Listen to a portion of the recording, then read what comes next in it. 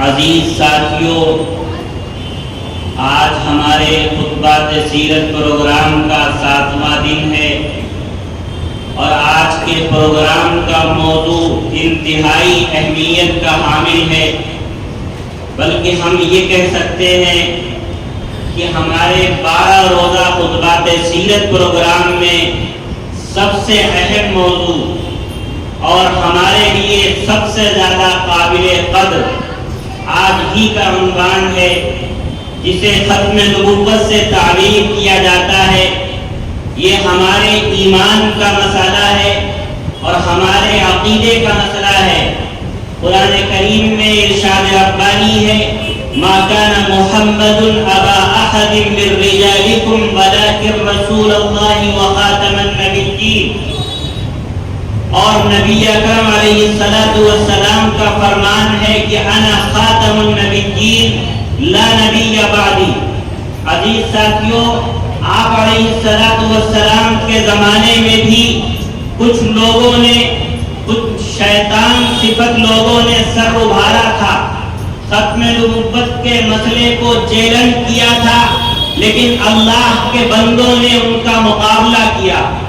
آج بھی انہی کی روحانی اولاد الحمدللہ علماء دیوبند کی شکل میں جہاں بھی اگر کوئی شیطان صفت انسان اس ختم نبوت کے عقیدے کو چیلنج کرنے کے لیے سر کو اٹھائے گا تو انشاءاللہ علماء دیوبند کی یہ روحانی اولاد میدان میں نکل کر کے ان کا مقابلہ کرے گی۔ اور ہمارے لیے یہ ایمان کا عقیدے کا مسئلہ ہے، جب تک جسم میں جان باقی رہے گی اور خون کا ایک قطرہ بھی رہے گا، ختم نبوت کی انشاءاللہ حفاظت کی جاتی رہے گی۔ آج کے اسی اہم موضوع پر خطاب ہوگا اور ہمارے آج کے جو مہمان ہیں وہ ہم سب کے لیے انتہائی قابل قدر ہیں، جن پر علمی خدمات ناز کرتی ہیں، اور علماء سب کے سب مل کر کے متفقہ طور پر ان پر اپنا اعتماد ظاہر کرتی ہیں۔ آج ہمارے مہمان مکرم ہیں حضرت مولانا سید اشہد رشیدی صاحب دامت برکاتہم، محتمم جامعہ قاسمیہ مدرسہ شاہی مراد آباد، صدر جمعیت علماء اتر پردیش۔ اور ایک اور اہم بات یہ ہے کہ ابھی 2-3 روز قبل الحمدللہ تمام علماء نے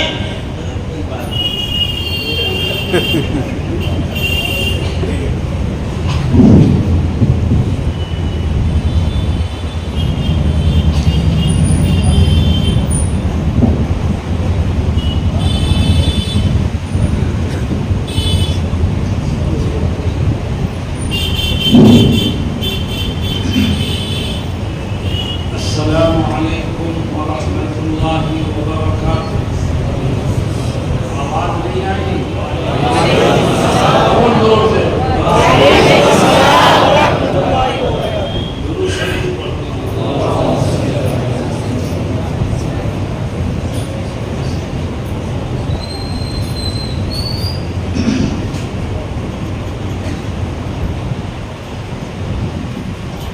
الحمد لله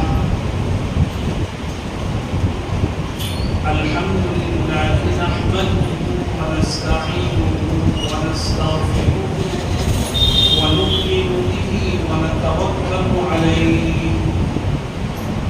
ونعوذ بالله من شرور أنفسنا ومن سيئات أعمالنا، من يهده الله فلا مضل له ومن يضلل فلا هادي له، ونشهد أن لا إله إلا الله وحده لا شريك له، ونشهد أن سيدنا ونبينا وشفيعنا وسندنا ومولانا محمدا عبده ورسوله، صلى الله تعالى عليه وعلى آله وصحبه وبارك وسلم۔ أما بعد، أعوذ بالله من الشيطان الرجيم بسم الله الرحمن الرحيم كل نفس ذائقة الموت وإنما توفون أجوركم يوم القيامة فمن زحزح عن النار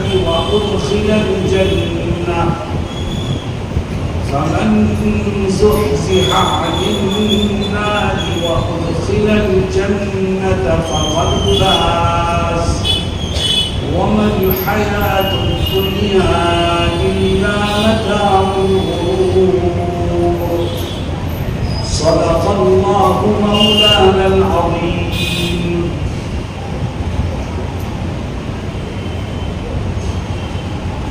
حضرات علماء کرام، معزز حاضرین اور نوجوان ساتھیوں، آج کے اس مجمع میں خطبات سیرت کے اس سالانہ پروگرام میں شریک ہونے والوں میں سے بہت سے ایسے لوگ ہوں گے جو گزشتہ سال تھے لیکن اس سال نہیں، گزشتہ سالوں میں تھے مگر اس سال وہ دنیا میں موجود نہیں. ہمیں بھی نہیں معلوم کہ ہم آئندہ سال اس طرح کے پروگراموں میں شریک ہو سکیں گے یا نہیں ہو سکیں گے. میرے دوستوں اور ساتھیوں، کامیاب انسان وہ ہے جو ہر وقت اپنی موت کو یاد رکھے. جناب رسول اللہ صلی اللہ علیہ وسلم ایک حدیث شریف میں فرماتے ہیں کہ دنیا کی لذتوں کو ختم کر جانے والی چیز یعنی موت کو بہت زیادہ یاد رکھا. جس کو موت یاد ہوگی اللہ رب العزت اس کے لیے گناہوں سے بچنا آسان فرما دے. جس کو موت یاد ہوگی اس کے لیے نیک کاموں کو انجام دینا آسان ہو جائے گا. اور جو انسان اپنی موت کو بھول جائے، یاد رکھو اس میں جانور میں کوئی فرق نہیں. ایک دن دنیا سے جانا ہے، ایک دن جسم سے روح نکلنی ہے. یاد رکھو جس دن جسم سے جان نکلے گی اس دن کوئی ہمارے کام نہیں آئے. باپ بھی کھڑا ہوگا، بیٹا بھی کھڑا ہوگا، دوست بھی کھڑا ہوگا، بیوی بھی کھڑی ہوگی، لیکن کوئی ہمیں موت کی اس مشکل سے بچانے کا کام نہیں کر سکتا. اور اللہ قرآن کریم میں فرماتا ہے کہ موت سے بچنے کے لیے اگر تم کسی جگہ پناہ تلاش کرنے کی فکر کرو تو یاد رکھو جہاں پر بھی چلے جاؤ، جب ٹائم آئے گا تو دنیا کی کوئی طاقت تمہیں بچا نہیں سکتی. اللہ رب العزت ایک مثال دیتا ہے اور کیا فرماتا ہے؟ اینما تکونوا یدرککم الموت ولو کنتم فی بروج مشیدہ. اللہ کہتا ہے تم مضبوط سے مضبوط قلعہ بنا لو اور موت سے بچنے کے لیے اس قلعے میں جا کے بیٹھ جاؤ، اس کے سارے دروازے اور کھڑکیاں بند کر دو. یاد رکھو جب ٹائم آئے گا تو اس قلعے کی مضبوط دیواریں تمہاری حفاظت نہیں کر سکتی. اور جس وقت انسان کے جسم سے جان نکلتی ہے اس وقت وہ شدید ترین تکلیف میں مبتلا ہے. چنانچہ نبی کریم صلی اللہ علیہ وسلم سے جو دعائیں منقول ہیں اس میں ایک دعا یہ بھی ہے کہ اللہم اعنی علی سکرات الموت، اللہم اعنی علی غمرات الموت. کہ اللہ موت کے وقت کی تکلیف میں تو میری مدد ہو. اللہ ہی مدد کر سکتا ہے، دنیا کا کوئی انسان ہمارے اور آپ کے کام اس وقت نہیں آ سکتا. اسی لیے فرمایا گیا ہے کہ تم کسی آدمی کے سراہنے میں بیٹھے ہو اور اس کی موت کا وقت آ گیا تو تم اس سے کبھی یہ مت کہنا کہ کلمہ پڑھ لو. کیوں؟ فرماتے ہیں اس وقت وہ شدید ترین تکلیف سے دوچار ہے. تم کہو کلمہ پڑھ لے اور خدا نہ خاص کر اس نے الجھ کے یہ کہہ دیا میں نہیں پڑھتا چپ رہے. ادھر اس نے کہا میں نہیں پڑھتا ادھر اس کی روح نکل جائے تو اس کی موت کفر پر. اس لیے جناب رسول اللہ صلی اللہ علیہ وسلم کیا فرماتے ہیں؟ کہتے ہیں لقنوا موتاکم بلا الہ الا اللہ. فرماتے ہیں تم اگر اپنے مرنے والے ساتھی کے پاس بیٹھے ہو تو تم اس سے مت کہو کلمہ پڑھ بلکہ تم اس کے سراہنے بیٹھ کر خود کلمہ پڑھنے لگو. ہو سکتا ہے تمہاری زبان سے کلمہ سن کر اللہ اس کو بھی پڑھنے کی توفیق عطا فرمائے. تلقین کرو یعنی خود پڑھنے لگو. میرے دوستوں ساتھیوں یہ وہ چیزیں ہیں جن سے ہم میں سے ہر ایک کو گزرنا ہے. موت سے گزرنا ہے, موت کی تکلیف کا سامنا کرنا ہے, ایک دن دنیا کو چھوڑنا ہے. نبی کریم صلی اللہ علیہ وسلم کیا فرماتے ہیں؟ میں ایک حدیث آپ کو سناتا ہوں اور غور سے باتوں کو سنو. خطبات سیرت میں شریک ہو کر کے دعا کے بعد دامن جھاڑ کے اٹھ جانے والے بڑی تعداد میں ہوتے ہیں, لیکن باتوں کو دل و دماغ میں بٹھا کر اس پر عمل کرنے کا جذبہ لے کر جانے والے تھوڑے ہوتے ہیں. میں چاہتا ہوں کہ ہر ایک اس عزم اور ارادے کے ساتھ باتوں کو سنے کہ میں انشاءاللہ عمل کروں. نبی کریم صلی اللہ علیہ وسلم کیا فرماتے ہیں؟ کہتے ہیں دیکھ موت تو آنی ہے, ایک دن ہر چیز چھوٹ جائے. آپ فرماتے ہیں کہ جس دن انسان کے جسم سے جان نکلتی ہے وہ اس دن 3 چیزوں کو چھوڑنا ہے. نمبر 1 رشتہ داروں, نمبر 2 مال و دولت کو, نمبر 3 اپنے اعمال. اور غور کرو کہ قبر میں ان میں سے کون اس کے ساتھ جائے. فرماتے ہیں جیسے اس کی جان نکلی اس نے 3 چیزوں کو چھوڑا, رشتہ داروں کو, مال و دولت کو, اپنے اعمال کو. مرنے کے بعد رشتہ دار جمع ہوئے, انہوں نے اس کو غسل دیا. غسل دے کے کفن کی 2 چادروں میں لپیٹ دیا اور لپیٹ کے اس کا جنازہ گھر سے باہر نکال دیا. فرماتے ہیں جیسے ہی تیرا جنازہ گھر سے باہر نکلے گا مال و دولت تو تیرا ساتھ نہیں چھوڑ دے.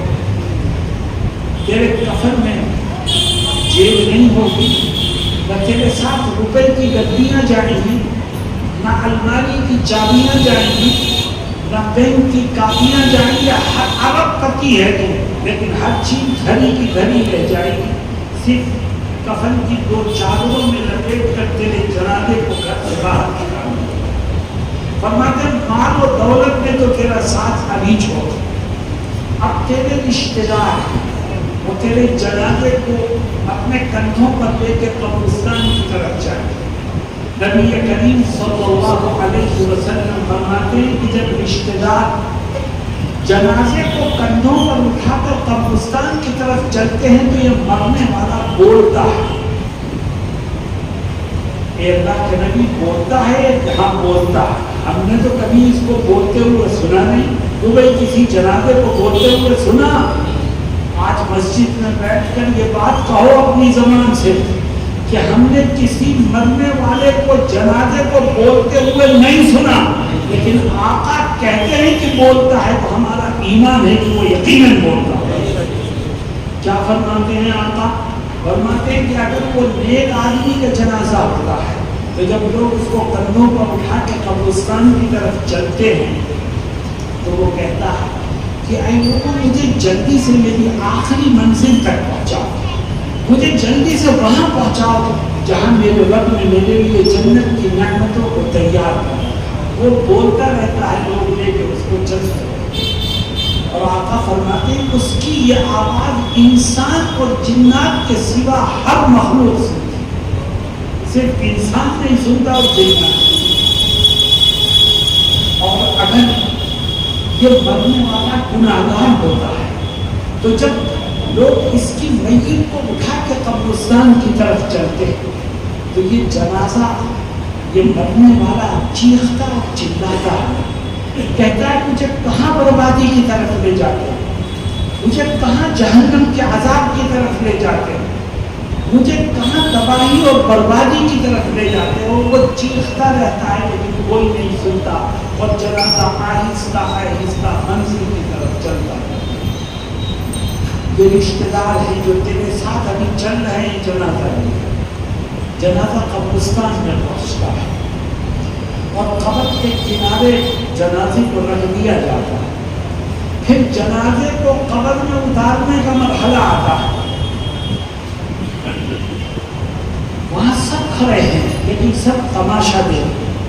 ہو سکتا ہے کہ دو آدمی قبر میں اترے صرف تیرے جنازے کو سہارا دیں گے، اور جب سہارا دے کے وہ تجھے قبر میں لٹا دیں گے تو بند کرنے سے پہلے قبر کو گودی اوپر آ جائے، تیرا باپ بھی کھڑا ہوگا، بھائی بھی کھڑا ہوگا، دوست بھی کھڑا ہوگا، اعزاء و اقارب بھی کھڑے ہوں گے، لیکن کوئی تیرے ساتھ دفن ہونے کو نہیں گیا۔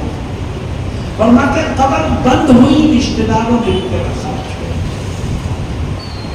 مال و دولت نے تو پہلے ہی ساتھ چھوڑ دیا تھا، قبر بند ہوتے ہی رشتے داروں نے بھی ساتھ چھوڑا۔ اب ادھر کیا ہوتا ہے؟ جناب رسول اللہ صلی اللہ علیہ وسلم فرماتے ہیں قبر جیسے ہی بند ہوتی ہے، اللہ رب العزت اس مرنے والے کے کانوں میں سننے کی طاقت کو پیدا ہوتا ہے، اور آپ ارشاد فرماتے ہیں کہ وَإِنَّهُ لَيَسْمَعُ قَرْعَ نِعَالِهِمْ، وہ واپس جانے والے رشتے داروں کے جوتے کی آواز ہو تو قبر کے اندر سنتا ہے۔ سوچو اس کے دل پہ کیا گزرتی ہوگی کہ سب مجھے تنہا یہاں چھوڑ کے واپس جائیں۔ ابھی قبرستان سے رشتے دار باہر بھی نہیں نکلیں گے۔ آقا فرماتے ہیں صلی اللہ علیہ وسلم کہ اگر وہ مرنے والا نیک ہوگا تو اس کی قبر کا ایک کونا پھٹے گا اور اس کی قبر میں ایک بہت خوبصورت انسان داخل ہوگا۔ وہ آدمی دیکھ کے حیران رہے گا، سوچے گا سارے رشتے دار تو واپس چلے گئے، مجھے اکیلے چھوڑ کے یہ کون میری قبر میں آ گیا؟ اس سے پوچھے گا تو کون ہے، تو میری قبر میں آیا کیوں ہے؟ وہ اتنا حسین و جمیل انسان ہے تو کہ میں نے تجھ سے پہلے اتنا حسین انسان نہیں دیکھا، تو ہے کون؟ تو وہ کیا جواب دے گا؟ کہے گا انا عملک الصالح، کہے گا میں کوئی اور نہیں ہوں، دنیا میں تو نے جو نیکیاں کی تھی آج خدا نے تیری نیکیوں کو میری شکل میں بنا کے تیرے ساتھ ہے، اب میں ہر وقت تیرے ساتھ ہوں۔ اس کی برکت سے اللہ رب العزت اس مرنے والے کے قبر کو تا حد نگاہ کشادہ فرمائے، اس کی قبر کو جنت کے باغ میں تبدیل کر دے۔ غور کرو، قبر میں مال و دولت بھی نہیں گیا ساتھ، قبر میں رشتے دار بھی نہیں گئے ساتھ، قبر میں اگر انسان کے ساتھ گیا تو کون گیا؟ اس کا عمل۔ فرماتے ہیں اگر یہ مرنے والا گناہگار ہو تو اس کی قبر کا ایک حصہ بھی شک ہوگا، ہٹے گا، اور اس کی قبر میں جو شخص داخل ہوگا وہ نہایت بد شکل اور ڈراؤنی صورت کا، جو اسے دیکھ کے ڈرے گا، سوچے گا رشتے دار بھی ساتھ چھوڑ گئے، یہ کون سی بلا میری قبر میں آ گئی۔ اس سے پوچھے گا تو کون ہے؟ اتنی بری شکل ہے تیری کہ آج تک میں نے اس طرح کی صورت نہیں دیکھی، تو میری قبر میں آیا کیوں ہے؟ تو وہ کیا جواب دے گا؟ کہے گا انا عملک الخبیث، کہے گا میں کوئی اور نہیں ہوں، دنیا میں تم جو پاپ کیے تھے، جو گناہ کیے تھے، آج تیرے گناہوں کو خدا نے میری شکل میں بنا کے تیرے اوپر مسلط کیا، اب ہر وقت میں تجھے پریشان کروں۔ اس کے جانے کے بعد، اس کے پہنچنے کے بعد ہوگا کیا؟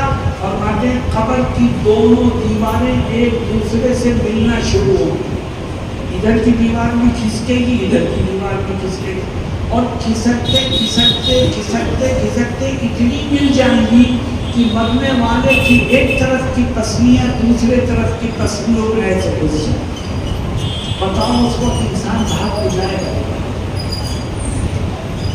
میرے دوستوں، میں نے آپ کو کسی فلم کی اسٹوری نہیں سنائی ہے، آقا دو جہاں سرور کائنات حضرت محمد مصطفیٰ صلی اللہ علیہ وسلم کی ایک حدیث۔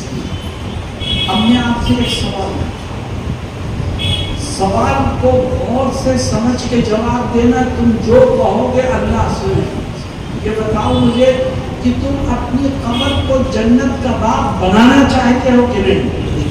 غور سے بولو۔ اور آپ اپنی قبر میں اچھا ساتھی چاہتے ہو کہ نہیں؟ اگر قبر کو جنت کا باغ بنانا چاہتے اور اس میں اچھا ساتھی چاہتے ہو تو آپ کو زندگی میں کچھ کرنا ہے۔ صرف زبانی جمع خرچ سے کچھ نہیں ہوگا، زندگی میں کچھ کرنا پڑے۔ بتاؤ کرنے کو تیار ہو؟ صرف 4 کام۔ میں اللہ کے اس گھر میں بیٹھ کر تمہیں یقین دلاتا ہوں کہ اگر تم نے یہ 4 کام کیے تو اللہ رب العزت آپ کی قبر میں آپ کو ایک اچھا ساتھی عطا فرمائے گا اور آپ کی قبر کو جنت کا باغ بنائے گا۔ وہ 4 کام ہیں کیا؟ میں ایک ایک کر کے ذکر کروں گا، لیکن میری باتوں کو سن کر کے یہ عزم کرنا کہ انشاءاللہ زندگی کے آخری سانس تک ان پر عمل کرتے ہیں۔ دیکھو، میں جو 4 باتیں بتاؤں گا ان کا تعلق نماز، روزہ، حج، زکوٰۃ سے نہیں۔ کیوں؟ نماز پڑھنا فرض ہے، رمضان کے روزے رکھنا فرض ہے، مالدار پر زکوٰۃ دینا اور حج کرنا فرض ہے۔ تو یہ تو فرائض ہیں، ان کو کرنا تو لازم اور ضروری ہے۔ لیکن یاد رکھو، نجات کے لیے اتنا ہی کافی نہیں ہے۔ اگر یہ چاہتے ہو کہ قبر میں اچھا ساتھی ملے اور قبر جنت کا باغ بن جائے تو نماز، روزہ، حج، زکوٰۃ کے ساتھ ساتھ 4 کام کرو۔ وہ 4 کام ہیں۔ سب سے پہلا کام آج سے طے کرو کہ انشاءاللہ زندگی کے آخری سانس تک ہم اس بات کا عزم کرتے ہیں، ارادہ کرتے ہیں، پختہ وعدہ کرتے ہیں کہ انشاءاللہ زندگی کے آخری سانس تک جو لقمہ ہمارے پیٹ میں جائے گا وہ حلال ہے۔ اگر آپ کا کھانا حلال ہے، آپ کا پینا حلال ہے، آپ کی آمدنی حلال ہے تو اللہ اس کی برکت سے نمازیں بھی قبول فرمائے گا، روزے بھی قبول فرمائے گا، حج اور زکوٰۃ بھی قبول فرمائے گا۔ اور انسان نماز تو پڑھتا ہے لیکن اس کی آمدنی حلال نہیں ہے، وہ دھوکے سے پیسہ کماتا ہے۔ آرڈر لینے کے لیے عدد کا کچھ وزن دکھایا اور جب آرڈر منظور ہو گیا تو بھیجتے ہوئے اس عدد کے وزن کو گھٹا دیا تو سامنے والے کو دھوکہ نہیں دے رہا ہے، تو اپنے آپ کو دھوکہ دے رہا ہے۔ بتاؤ شہر میں ایسا ہو رہا ہے کہ نہیں؟ میرے دوستوں اور ساتھیوں، ہمارا شہر ایک کاروباری شہر ہے۔ کاروبار کر کے رزق حلال کمانا یہ بڑا عظیم شان نیک عمل ہے۔ اللہ کے نبی صلی اللہ علیہ وسلم نے اس کے بڑے فضائل بیان کیے، لیکن یہ شرط ہے کہ آپ کاروبار حلال طریقے سے کرو، آمدنی آپ کی حلال ہو، آپ جائز کام کر رہے ہو اور جائز طریقے سے کر رہے ہو تو آپ کا یہ عمل خیر و برکت کا ذریعہ اور خدا کی رضا اور خوشنودی کا ذریعہ ہے۔ اور میرے دوستوں، ایک بات یاد رکھو، جب انسان کے جسم میں رزق حلال جاتا ہے تو اس کے اندر عبادت کا شوق پیدا ہوتا ہے۔ اس کو نمازوں میں مزہ آتا ہے، اس کو ذکر میں مزہ آتا ہے، اس کو اللہ کے سامنے اپنا سر جھکانے میں لطف آتا ہے۔ اسی لیے قرآن کریم میں اللہ رب العزت انبیاء کرام کو مخاطب کر کے کیا فرماتا ہے؟ یا ایھا الرسل کلوا من الطیبات واعملوا صالحا، اے میرے رسولوں پاکیزہ مال کھاؤ، پاکیزہ رزق کھاؤ، حلال رزق کھاؤ، واعملوا صالحا، اس کی برکت سے آپ کو عمل صالح کی توفیق دی۔ آج مسلمان نیکیوں سے بھاگ رہا ہے اور اللہ کے احکام کو وہ مذاق سمجھ رہا ہے، نہ وعدے کو پورا کرتا ہے، نہ سود سے بچتا ہے، نہ دھوکے بازی سے بچتا ہے، اسے تو بس دنیا چاہیے، چاہے حلال طریقے سے آئے چاہے حرام طریقے سے۔ لیکن ہمیشہ ذہن میں ایک بات ہے کہ اللہ رب العزت نے جتنی دنیا ہمارے مقدر میں لکھی ہے ہمیں اتنی ہی ملے، چاہے ہم حلال طریقے سے لیں چاہے حرام طریقے سے لیں، پر ملے گا اتنا ہی جتنا تقدیر میں لکھا۔ تو پھر جب تقدیر میں جتنا لکھا ہے اتنا ہی ملے گا تو پھر حرام کی طرف جانے سے کیا فائدہ؟ اللہ ہم سب کو رزق حلال عطا فرمائے۔ مجھے ایک واقعہ یاد آیا کہ دیکھو جب حلال پیٹ میں جاتا ہے تو انسان کے اندر عبادت کا شوق پیدا ہوتا ہے۔ آپ نے دارالعلوم دیوبند کا نام سنا ہے؟ تمہیں سنا ہے؟ دارالعلوم دیوبند میں ایک استاذ تھے، پہلے زمانے میں 50-60 سال پہلے کی بات ہے، حضرت مولانا یعقوب صاحب نانوتوی رحمہ اللہ، یہ صاحب کشف بزرگ تھے۔ ان کے زمانے کا واقعہ ہے کہ ان کے زمانے میں دیوبند میں ایک ملا جی رہتے تھے، یعنی بے پڑھے لکھے تھے، دیندار آدمی تھے۔ ان کا کام یہ تھا کہ وہ صبح کو جنگل جاتے، وہاں سے گھاس کاٹتے اور شہر میں جا کے گھاس کو بیچ دیتے۔ جو 1 2 3 پیسے آتے ان پیسوں کو کے 3 حصے کرتے، ایک حصہ فوراً صدقہ کر دیتے، ایک حصہ اپنے کھانے کے لیے رکھتے اور ایک حصہ جمع کرتے، سال بھر تھوڑا تھوڑا 1 2 پیسہ 1 انٹی 2 انٹی جمع کرتے۔ اور جب وہ سال بھر کچھ پیسے جمع ہو جاتے تو سال میں 1 مرتبہ دارالعلوم دیوبند کے علماء کی وہ دعوت کرتے، اور دعوت میں وہ ملا جی کیا کھلاتے تھے؟ آج کل تو دعوت ہوتی تو دسترخوان انواع و اقسام سے بھرا رہتا ہے، وہ ملا جی دعوت کرتے تھے تو صرف دال روٹی کھلاتے تھے، مگر علماء ان کی دعوت کا انتظار کرتے۔ حضرت مولانا یعقوب صاحب اپنے ساتھیوں سے کہتے تھے بار بار کہ دیکھو ملا جی کے یہاں دعوت ہوگی تو مجھے مت بھولنا، مجھے ساتھ لے جانا۔ پھر پوچھتے تھے ملا جی کے یہاں دعوت آئی کہ نہیں آئی؟ ایک دفعہ ان کے کچھ منہ چڑھے شاگردوں نے ان سے کہا حضرت آپ ملا جی کی دعوت کا سال بھر انتظار کرتے ہیں اور ملا جی صرف دال روٹی کھلاتا ہے، نہ پلاؤ ہوتا ہے، نہ بریانی ہوتی ہے، نہ قورمہ ہوتا ہے، صرف دال روٹی کھلاتا ہے، پھر بھی آپ اس کا انتظار کرتے ہیں اور بڑے شوق سے جاتے ہیں۔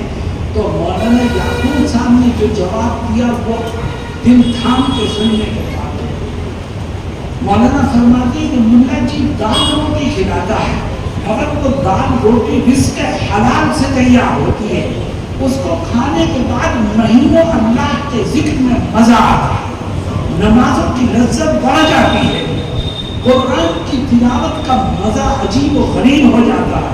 اس لیے میں ساتھ وقت اس دعوت کا انتظار کرتا ہوں۔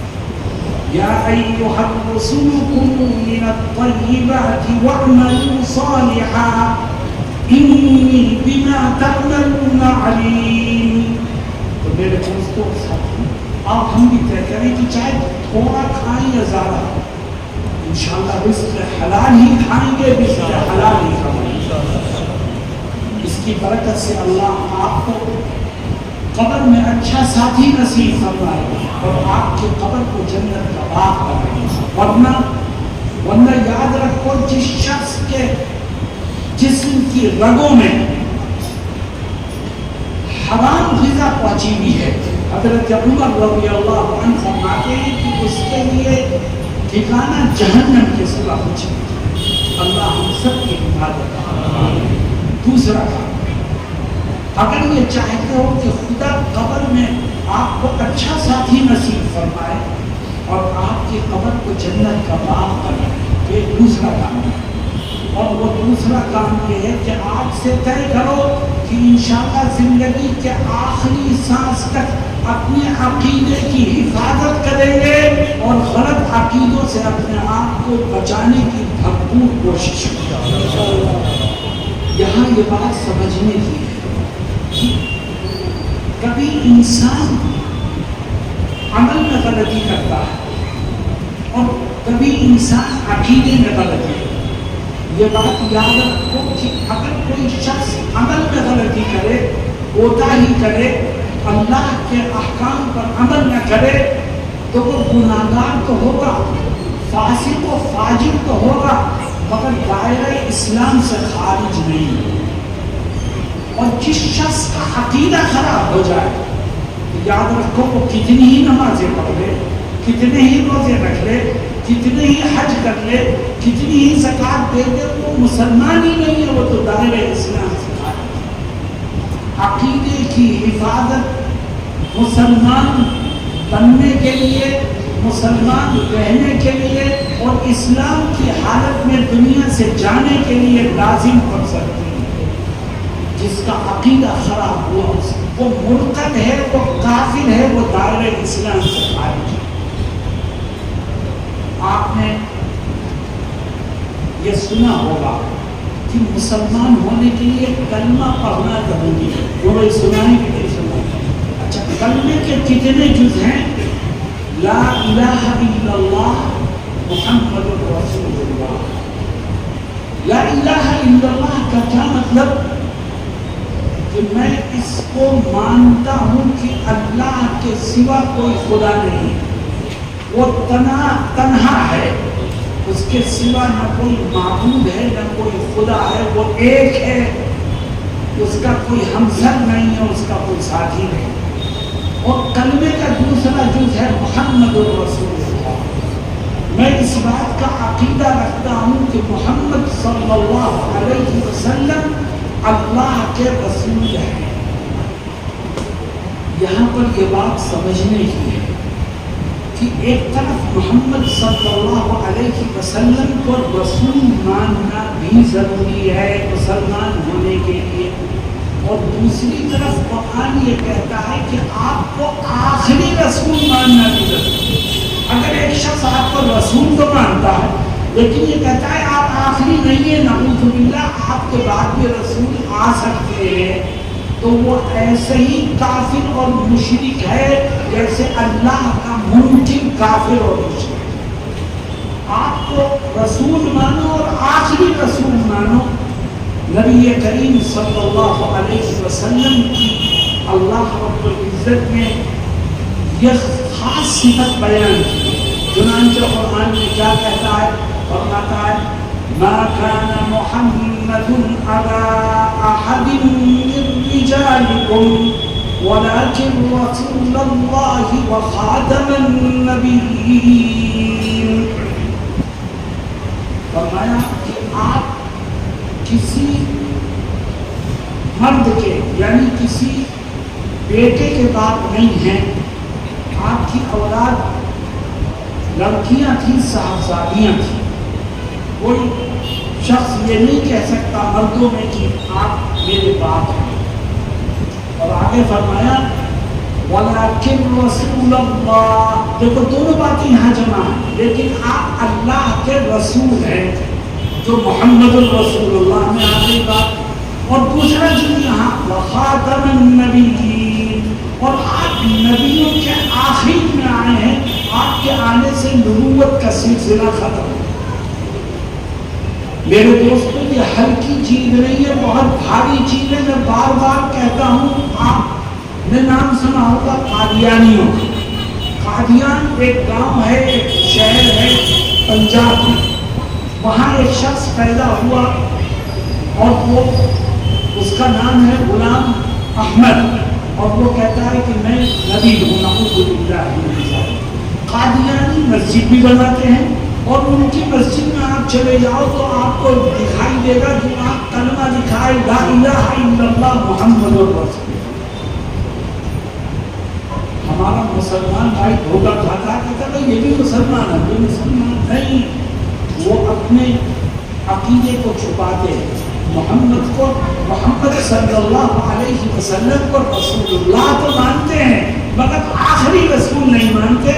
اسی سے ہم دھوکے میں آتے ہیں اور ان کی مسجد میں نماز بھی پڑھتے ہیں، ان سے دعا سلام بھی رکھتے ہیں، ان کے یہاں آنا جانا بھی رکھتے ہیں۔ جو مرتد ہے یاد رکھو اس سے اپنے دامن کو بچانا ضروری ہے، اور اس کے غلط عقیدے سے خود بھی بچنا ہے، ہمیں اپنی آنے والی نسلوں کو بھی بچانا ہے۔ آج کل قادیانیت کی کوڑ سے جنم لینے والا ایک نیا فتنہ پیدا ہے، اس فتنے کو سمجھو، وہ ہے شکیل بن حنیف کا فتنہ۔ ایک شخص ہے جس کا نام ہے شکیل، یہ زندہ ہے، اور اس کے باپ کا نام ہے حنیف۔ یہ شخص ایک نیا دعویٰ لے کر کے آیا ہے، یہ کہتا ہے کہ میں خلیفہ مہدی بھی ہوں، میں عیسیٰ ابن مریم بھی ہوں۔ اللہ کے نبی صلی اللہ علیہ وسلم کی احادیث میں یہ موجود ہے کہ آخری زمانے میں مہدی نام کے ایک خلیفہ امت کے سامنے آئیں گے، اور وہ ساری امت کے لیے حاکم ہوں گے۔ ان کے زمانے میں عدل و انصاف کا رواج عام ہو جائے گا، اور اللہ رب العزت ان کے ذریعے سے اسلام کو، مسلمانوں کو سر بلندی عطا کرے۔ یہ جو شکیل بن حنیف ہے یہ کہتا ہے میں مہدی ہوں۔ اللہ کے نبی نے جس مہدی کے آنے کا تذکرہ کیا ہے، پیشین گوئی کی ہے، وہ میں۔ یہ تھا کون پہلے؟ شکیل بن حنیف۔ مسلمانوں میری بات کو سمجھو، یہ تبلیغی جماعت سے جڑا ہوا ہے، اور مرکز دہلی میں بھی اس کا ٹائم لمبے عرصے لگا۔ جب مرکز کے ذمہ داروں کو یہ پتہ چلا کہ یہ غلط سوچ اور عقیدے کا آدمی ہے، تو مرکز کے ذمہ داروں نے اسے وہاں سے نکال باہر کیا۔ وہاں سے بھاگ کر کے وہ دلی ہی میں دوسری جگہ اس نے اپنا ڈیرا ڈالا، اور وہاں مسجد میں بیٹھ کر لوگوں کو غلانے لگا۔ وہاں سے بھی جماعت کے ساتھیوں نے اسے بھگایا، تو وہ اب دلی کو چھوڑ کر مہاراشٹر کے اورنگ آباد میں پہنچ گیا، اور وہاں باقاعدہ اس نے ایک بستی بسا لی ہے جس میں اس پر ایمان لانے والے لوگ وہیں جا کے رہتے ہیں۔ اور یہ فتنہ بہت زیادہ خطرناک رخ اختیار کر لیا ہے۔ اس کی وجہ کیا ہے کہ وہ لوگوں کے درمیان آتے ہیں اس طرح سے کہ وہ اپنے آپ کو ظاہر کرتے ہیں کہ ہم تبلیغی جماعت کے لوگ ہیں۔ ان کے سر پہ پگڑی بھی ہوگی، چہرے پہ داڑھی بھی ہوگی، لمبا کرتا بھی ہوگا، اونچا پائجامہ بھی ہوگا، ہمارے ساتھی سمجھتے ہیں بھائی تو ہمارے ہی ساتھی ہے، اور وہ بیٹھ کر کے زہر بولنا شروع کرتے، اور کہتا ہے، اس کے لوگ کہتے ہیں کہ وہ جو مہدی آنے والے تھے وہ تو آ چکے ہیں، اورنگ آباد میں موجود ہیں۔ اب آپ سنو گڑبڑ کیا ہوتی ہے۔ یاد رکھو جب امت کا رشتہ علماء سے ٹوٹے گا تو اسی طرح کے فتنوں میں امت مبتلا ہوگی، اور عقیدے خراب ہوں گے، اور باطل پرستوں کے ہاتھوں میں امت کے جوان چلے جائیں گے۔ مہدی کے سلسلے میں حضرت نبی کریم صلی اللہ علیہ وسلم کیا حدیث شریف ترمذی شریف میں آئی ہے، اللہ کے نبی علیہ السلام فرماتے ہیں آخری زمانے میں خلیفہ مہدی آئیں گے۔ آپ ان کے بارے میں جو باتیں کہتے ہیں وہ سنو۔ فرماتے ہیں پہلی بات تو یہ کہ وہ عرب ہوں گے، وہ عرب ہوں گے، عرب نسل کے ہوں گے، عرب کے ہوں گے، شکیل بن حنیف جس شخص کا نام ہے وہ بہار کے کسی علاقے کا ہے. آقا فرماتے ہیں کہ مہدی عرب کے. دوسری بات نبی کریم صلی اللہ علیہ وسلم فرماتے ہیں کہ مہدی میری قوم میں سے میری برادری میں سے ہوں گے, یعنی سید ہوں گے, ہاشمی نسل ہوں گے, نبی کریم صلی اللہ علیہ وسلم کی نسل سے ہوں گے. شکیل بن حنیف کی نسل کیا ہے اللہ نے. تیسری بات آپ فرماتے ہیں مہدی جو آئیں گے ان کا نام میرے نام جیسا ہو. میرا نام ہے محمد ابن عبداللہ, تو مہدی کا نام بھی محمد اور ان کے باپ کا نام بھی عبداللہ ہو. اس شخص کا نام شکیل ہے اور اس کے باپ کا نام ہے حنیف. بتاؤ یہ کیسے مہدی ہو جائے. لیکن بات وہی ہے کہ یہ باتیں آپ تک علماء کے ذریعے پہنچیں گی, اور جب علماء سے تعلق ٹوٹا ہوا ہے تو انسان باطل فرقوں سے اپنے دامن کو کیسے بچائے گا, وہ اپنے عقیدے کی اصلاح کرنے میں کیسے کام کرے. میرے دوستوں ساتھیوں, وہ دوسرا دعویٰ کرتا ہے یہ کہ میں حضرت عیسیٰ ہوں جو اس وقت آسمانوں میں ہیں. اللہ کے نبی علیہ السلام فرماتے ہیں وہ آخری زمانے میں اتریں گے. وہ کہتا میں ہوں. نبی کریم علیہ السلام کیا کہتے ہیں, کہتے ہیں عیسیٰ ابن مریم آسمانوں میں ہیں. وہ آخری زمانے میں دو فرشتوں کے سہارے سے, ایک ادھر ہوگا فرشتہ ادھر, دونوں کے کندھوں پر ہاتھ رکھ کے دمشق میں ایک سفید منارہ ہے اس پر اترے. اس سے پوچھو تو کہاں اترا. نبی کریم صلی اللہ علیہ وسلم نے امت کی رہنمائی قدم بقدم کی ہے تاکہ میری امت بھٹکنے سے بچے. لیکن امت, افسوس کی بات یہ ہے کہ آج بڑی تیزی سے لوگ اس پر ایمان لا رہے ہیں اور اپنے عقیدے کو برباد کر کے مرتد اور کافر بن رہے ہیں اور دائرہ اسلام سے خارج ہو رہے ہیں. اگر یہ چاہتے ہو کہ اللہ قبر میں آپ کو اچھا ساتھی نصیب فرمائے اور آپ کے قبر جنت کا باغ بنے تو ہمیشہ اپنے عقیدے کو درست رکھو. نبی کریم صلی اللہ علیہ وسلم کو نبی برحق بھی مانو اور آخری نبی بھی مانو. جو شخص بھی آپ کی نبوت کے لیے اور آپ کی بیان کردہ پیشین گوئیوں کے خلاف کسی عقیدے کی طرف آپ کو دعوت دے تو سمجھ لو وہ باطل ہے, وہ مرتد ہے, وہ کافر ہے. ہمیں اس سے دور رہ کر کے اپنے اور اپنی نسلوں کے عقیدے کو بچانا. اپنی آنکھوں کو کھلا رکھیے, دماغ کو حاضر رکھیے. کوئی اوپری بات سنے تو اس کو سمجھنے سے پہلے علماء کے پاس پہنچے. یہ آدمی یہ کہہ رہا ہے, بتائیے اسلام کے نقطۂ نظر سے یہ بات کہاں تک صحیح ہے. میرے دوستوں اور ساتھیوں, ابھی علماء موجود ہیں آپ کے درمیان. یاد رکھو ایک زمانہ ایسا آنے والا ہے کہ نبی کریم علیہ السلام فرماتے ہیں کہ سطوح زمین سے علماء کو اٹھا لیا جائے. اور پھر اس کے بعد کیا ہوگا, لوگ جاہلوں سے مسئلے پوچھیں گے.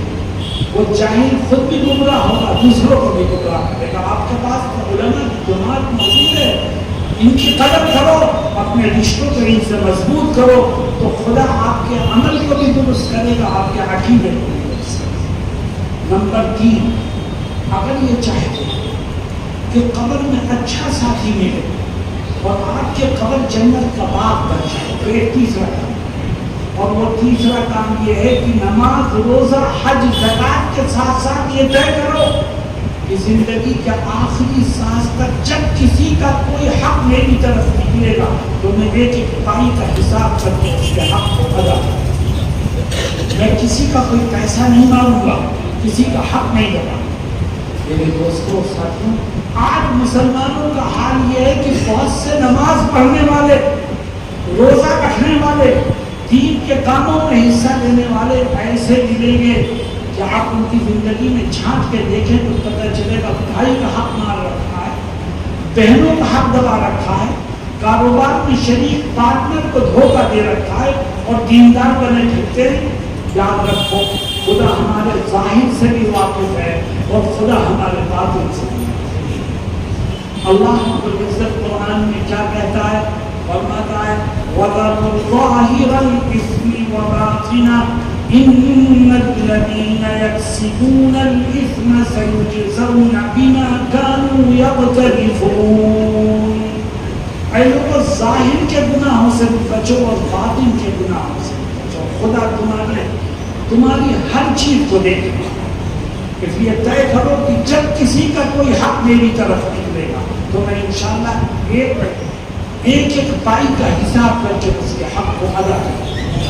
میرے دوستوں، میں بھی اسی شہر میں رہتا ہوں، آپ بھی اسی شہر میں رہتے ہیں۔ ہمارے اس شہر کا حال یہ ہے کہ باپ مرتا ہے، ابھی اس کا کفن بھی میرا نہیں ہوتا، اولاد میں جائیداد کے جھگڑے شروع ہوتے ہیں۔ وہ بھائی ہوتے نہیں ہیں۔ ان جھگڑوں کی وجہ کیا ہے؟ آپ کسی کو سمجھاؤ بھائی کو کہ میاں تم بڑے بھائی ہو کیوں جھگڑتے ہو، چھوٹے بھائی دیکھو تم چھوٹے ہو کیوں لڑتے ہو، تو وہ فوراً جواب دیتا ہے کہ مولانا صاحب میں لڑ نہیں رہا ہوں، میں تو اپنا حق لے رہا ہوں۔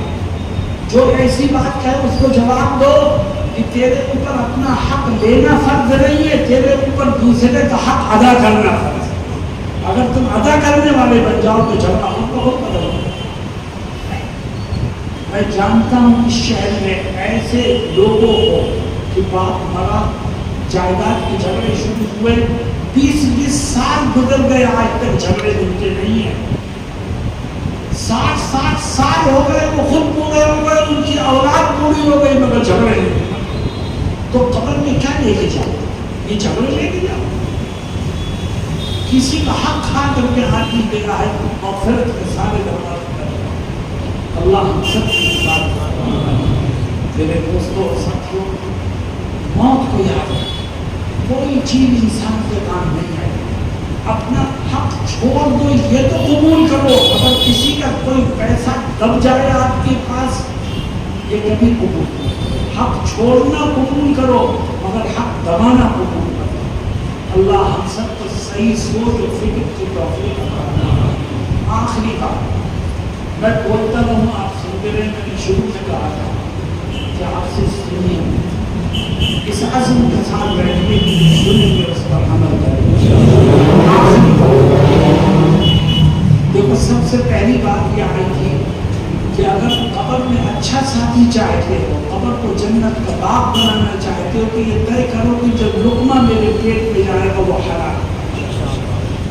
دوسری بات یہ آئی کہ اگر قبر کو جنت کا باغ بنانا چاہتے ہو تو طے کرو کہ زندگی کے آخری سانس تک میں اپنے عقیدے کو درست کروں اور اس کو خراب ہونے سے بچاؤں۔ تیسرا کام یہ کہ آپ یہ طے کرو کہ انشاءاللہ زندگی کے آخری سانس تک جب کسی کا کوئی حق میری طرف نکلے گا تو ایک ایک پیسے کا حساب کر کے اس کو ادا کریں۔ اور آخری چیز یہ بھی بڑی اہم ہے، میں شہر میں دیکھتا ہوں، میرا دل اڑتا ہے، لیکن میں ہر جگہ اس کو ذکر کرتا ہوں، آپ غور کریں اسے۔ اگر یہ چاہتے ہو کہ اللہ قبر میں اچھا ساتھی نصیب فرمائے اور آپ کے قبر کو جنت کا باغ بنائے، تو ایک چوتھا کام بھی کرو، اور وہ چوتھا کام یہ ہے کہ آج سے طے کریں کہ انشاءاللہ زندگی کے آخری سانس تک ہمیشہ اپنے رشتہ داروں کے ساتھ اچھا سلوک کرتا ہوں، خونی رشتوں کا خیال رکھوں گا، صلہ رحمی کروں گا، کبھی رشتہ داروں سے تعلقات کو ختم نہیں کروں۔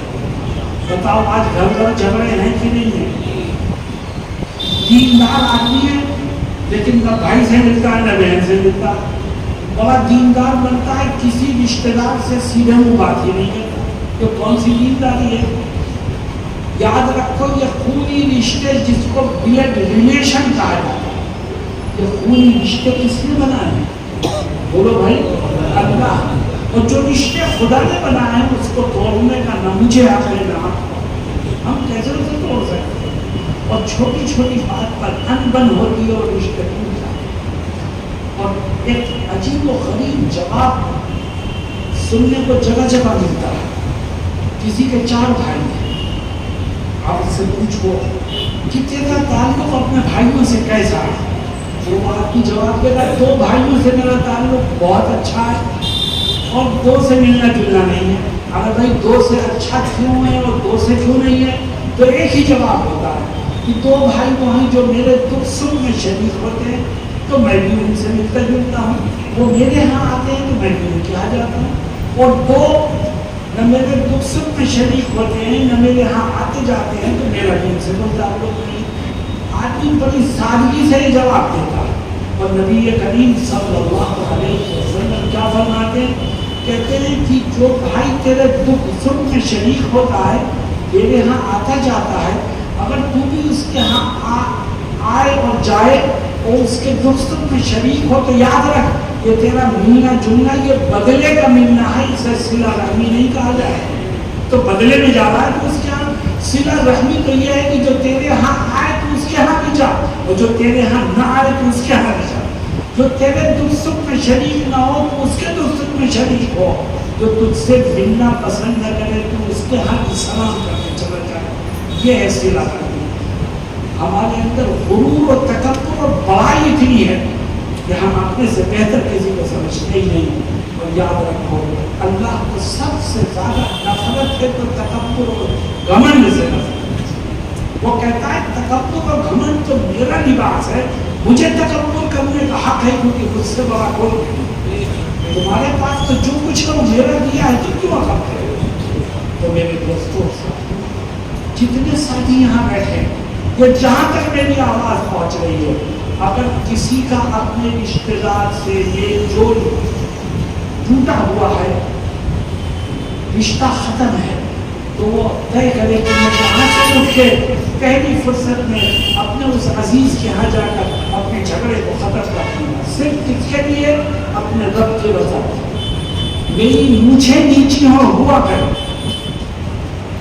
مجھے ذلت برداشت کرنی پڑے کروں گا کیونکہ اگر آج ذلت برداشت کر کے کل میری قبر جنت کا باغ بن سکتی ہے تو اس سے زیادہ سستا سودا کوئی ہوتا. میرے دوستوں ساتھی جو باتیں مجھے کہنی تھی وہ میں نے کہہ دی اور اس یقین کے ساتھ کہی ہے کہ انشاءاللہ آپ اس پر عمل کریں گے. اللہ رب العزت مجھے اور آپ کو کہنے اور سننے سے زیادہ عمل کی توفیق سے مالامال فرمائے. وآخر دعوانا الحمد للہ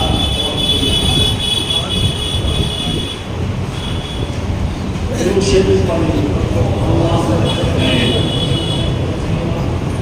ولك الشكر شكرا وفيقا. اللهم لك الحمد ملء السماوات وملء الأرض وملء ما بينهما وملء ما شئت من شيء بعد. اللهم صل على سيد المرسلين وإمام المتقين وقائد الغر المحجلين ورسول رب العالمين سيدنا محمد المصطفى والمجتبى وعلى آله الطيبين الطاهرين. اللهم ربنا آتنا في الدنيا حسنة وفي الآخرة حسنة وقنا عذاب النار وقنا عذاب القبر وقنا عذاب الحشر. اللهم إنك عفو كريم تحب العفو فاعف عنا. اللهم إنا نسألك العفو والعافية والمعافاة الدائمة في الدين والدنيا والآخرة. اللهم باعد بيننا وبين خطايانا كما باعدت بين المشرق والمغرب. اللهم نقنا من الذنوب كما ينقى الثوب الأبيض من الدنس. اللهم اغسل خطايانا بالماء والثلج والبرد. اے اللہ تو ہمارے گناہوں کو معاف فرما.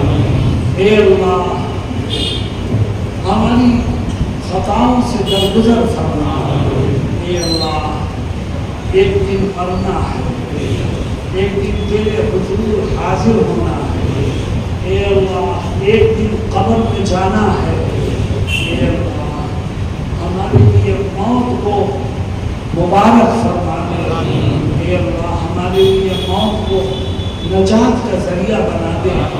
اے اللہ ہمارے لیے موت کو ہر طرح کی پریشانیوں سے آزادی کا راحت و آرام کا سبب بنا دے۔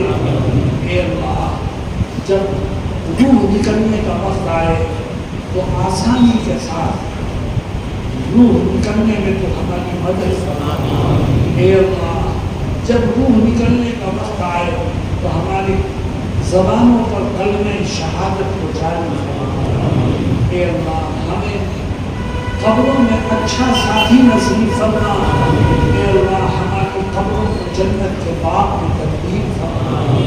اے اللہ ہم نے جو کچھ سنا ہے ہم اس پر عمل کا ارادہ رکھتے ہیں۔ اے اللہ ہمارے ارادے قبول فرما، عمل کرنے میں ہماری مدد اور نصرت فرما۔ اے اللہ تو ہمارے ظاہر کو بھی جانتا ہے، تو ہمارے باطن کو بھی جانتا ہے۔ اے اللہ تو اگر ہماری پکڑ کرنے پر آ جائے کوئی ہمیں بچا نہیں سکتا۔ اے اللہ تو اگر معاف کرنے پر آ جائے تو کوئی تیرا ہاتھ روک نہیں سکتا۔ اے اللہ ہمیں معاف فرما دے۔ اے اللہ ہمیں رزق حلال عطا فرما، حرام آمدنی سے ہماری حفاظت فرما۔ اے اللہ ہمارے عقائد کو درست فرما۔ اے اللہ جو باطل فرقے مسلمانوں کے عقیدوں کو خراب کرنے پر ہوئے ہیں ان کو خائب و فاسق اور ناکام فرما۔ اے اللہ امت کی حفاظت فرما، عقیدے کی حفاظت فرما، جان مال کی حفاظت فرما، عزت و آبرو کی حفاظت فرما، دین و ایمان کی حفاظت فرما، مسجدوں اور مدرسوں کی حفاظت فرما۔ اے اللہ دین کا کام کرنے والوں اور دین کے خادموں کی حفاظت فرما۔ اے اللہ ہمیں حق تلفی کے گناہ سے بچا لے۔ جب کسی کا کوئی حق ہماری طرف نکلے کہ اے اللہ ایک ایک پائی کا حساب کر کے اس کو ادا کرنے میں ہماری مدد فرما۔ اے اللہ ہمیں اپنے رشتہ داروں کے ساتھ اچھا سلوک کرنے کی توفیق عطا فرما۔ کوئی اگر بدسلوکی کرے تو جواب میں کہ ہمیں اچھا سلوک کرنے ہی کی توفیق سے مالا مال فرما۔ اے اللہ میدان محشر کی ذلتوں سے ہماری حفاظت فرما۔ اے اللہ آخرت کی فکر نصیب فرما، موت کی فکر نصیب فرما، قبر کی فکر نصیب فرما، حساب و کتاب کی فکر نصیب فرما، پل صراط پر سے گزرنے میں آسانی پیدا فرما۔ اے اللہ یہ تیرے بندے تیری باتوں کو سننے کے لیے یہاں جمع ہوئے ہیں۔ اے اللہ ان کے جمع ہونے کو قبول فرما، ان کے سننے کو قبول فرما، کہنے والوں کے کہنے کو قبول فرما، پھر ہم سب کے لیے عمل کی راہ کو آسان فرما اور اپنے نیک بندوں میں ہمیں شامل فرما۔ اے اللہ ہماری تمام دعاؤں کو اپنے حبیب حضرت محمد مصطفیٰ صلی اللہ علیہ وسلم کے صدقے اور طفیل میں شرف قبولیت سے مال فرما۔ سبحان ربک رب العزت عما یصفون وسلام علی المرسلین والحمد للہ رب العالمین۔